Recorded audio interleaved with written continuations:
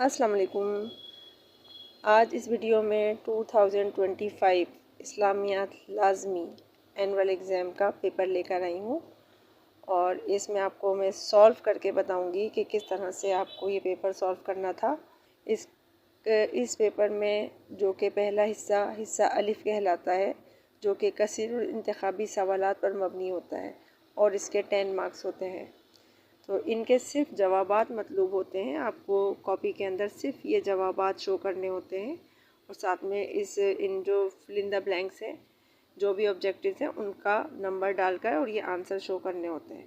लेकिन यहाँ जो कि मैं आपको समझा रही हूँ, मैंने क्वेश्चन भी लिखा है, तो आप समझ लीजिए अच्छी तरह से।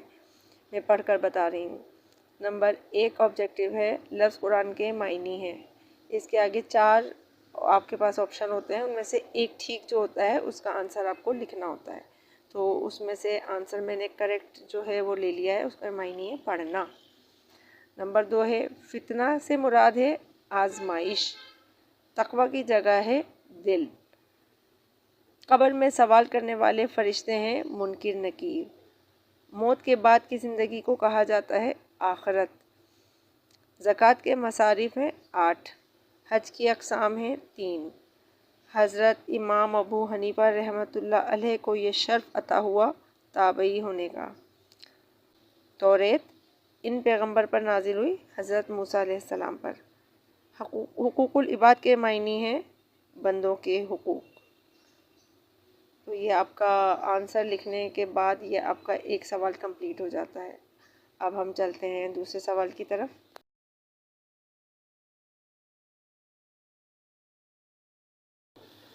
अब हम हिस्सा बे सवाल नंबर 2 की तरफ आते हैं, जिसमें कुरानी आयत 2 कुरानी आयत का तर्जुमा और तशरीह पूछा गया है और 2 अहादीस में से किसी एक हदीस का तर्जुमा और तशरीह आपको लिखनी है। तो आते हैं हम पहली आयत की तरफ, जो कि आपके क्वेश्चन पेपर में आई है। बिस्मिल्लाहिर्रहमानिर्रहीम। अल्लज़ीना युमिनूना बिल गैबी व युकीमूना सलाता व मिम्मा रज़क़नाहुम युनफ़िक़ून। बस इतनी ही आयत आपको इम्तिहान में आई है, तो तर्जुमा हम यहाँ से लिख लेते हैं। तर्जुमा: जो गैब पर ईमान लाते हैं और नमाज कायम करते हैं और जो कुछ हमने उनको अता किया है उसमें से खर्च करते हैं।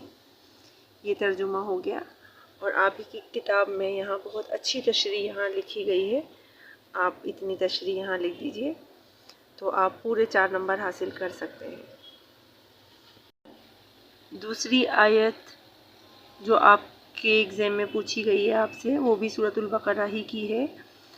आयत है व इज़ क़ुलना लिल मलाइकति इसजुदू लि आदमा फसजदू इल्ला इब्लीस अबा वस्तकबरा मिनल काफिरीन। तर्जुमा: और जब हमने फरिश्तों को हुक्म दिया कि आदम के आगे सजदा करो तो वो सब सजदे में गिर पड़े, मगर शैतान ने इनकार किया और गुरूर में आकर काफिर बन गया। इसकी तशरीह यहाँ ये तहरीर की गई है। इसको अगर आप अपने अल्फाज में लिख देते हैं और हेडिंग भी इंक्लूड कर देते हैं तो आपकी तशरीह बहुत अच्छी हो जाती है। तो इस तरह आपका ये आयत नंबर 2 तर्जुमा और तशरीह के साथ मुकम्मल हुई। तीसरी आयत जो आपके एनुअल पेपर में आई है वो ये है या अय्युहल्लज़ीना आमनू इज़ा लक़ीतुमुल्लज़ीना कफ़रू ज़हफ़न फ़ला तुवल्लूहुमुल अदबार। तर्जुमा: ए अहले ईमान, जब मैदान जंग में कुफ़ार से तुम्हारा मुकाबला हो तो उनसे पीठ ना फेरना। इस आयत का तर्जुमा और तशरीह इस पेज पर मौजूद है। आप इसमें से देखकर आराम से इसका जवाब आप एग्ज़ाम में तहरीर करें और जो तहरीर करके आ गए वो चेक कर लें कि आपने सही लिखा है। आप अपने अल्फाज में बयान करेंगे तो एग्ज़ामिनर अच्छे नंबर देगा आपको। अगली आयत वालमू अन्नमा अम्वालुकुम व औलादुकुम फितनतुम व अन्नल्लाह इंदहू अज्रुन अज़ीम। तर्जुमा: और जान रखो कि तुम्हारा माल और औलाद बड़ी आजमाइश है और ये कि अल्लाह के पास नेकियों का बड़ा सवाब है। ये तशरीह भी यहाँ तहरीर की गई है। आप इसके मुताबिक अपना पेपर कंप्लीट कर सकते हैं। اور ہیڈنگ ڈال کر اگر آپ تشریح لکھتے ہیں تو زیادہ نمبر گین کر سکتے ہیں۔ سوال نمبر 2 کا حصہ ب، جس میں احادیث لکھی گئی ہیں اور اس میں سے کسی ایک کا ترجمہ آپ کو امتحان میں لکھنا ہے تشریح کے ساتھ۔ تو یہاں حدیث جو آپ کے اینول پیپر میں شامل کی گئی ہے وہ یہ ہے: انما بعثت لاتمم حسن الاخلاق۔ ترجمہ: مجھے حسن اخلاق کو کمال تک پہنچانے کے لیے نبی بنا کر بھیجا گیا ہے۔ اور یہ اس کی تشریح آپ کی کتاب میں موجود ہے، آپ اس کو پڑھیں اور اس کے بعد اپنے الفاظ میں بیان کریں ہیڈنگ کے ساتھ، تو یہ حدیث کمپلیٹ ہو جاتی ہے۔ اگلی حدیث: لیس الشدید بالسرعۃ انما الشدید الذی یملک نفسہ عند الغضب۔ ترجمہ: کشتی دوسرے کو پچھاڑنے میں نہیں ہوتی، بلکہ اصل پہلوان وہ ہے جو غصے میں اپنے آپ پر قابو رکھے۔ یہ اس کی تشریح آپ کی کتاب میں دی گئی ہے، اس کو اپنے الفاظ میں بیان کر دیجئے اور پورے مارکس آپ لے سکتے ہیں اس کو اچھی طرح خوبصورتی سے تحریر کرنے پر۔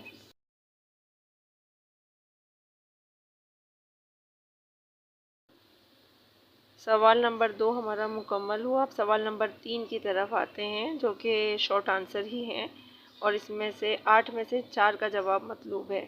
تو ہم یہ سارے جوابات پڑھتے ہیں سوال کے ساتھ۔ پہلا آبجیکٹیو آپ سے یہاں پوچھا گیا ہے: وحی کی اقسام بیان کیجیے۔ اب یہاں چونکہ اقسام پوچھی گئی ہیں، صورتیں نہیں پوچھی گئیں، تو یہاں ہم اقسام ہی لکھیں گے۔ وحی کی 2 اقسام ہیں، نمبر 1 وحی مطلوب، نمبر 2 وحی غیر مطلوب۔ قرآن کریم کو وحی مطلوب یا وحی جلی بھی کہتے ہیں، اور وحی غیر مطلوب حدیث و سنت کو وحی غیر مطلوب کہا جاتا ہے۔ اگلا سوال ہے: حروف مقطعات کیا ہیں؟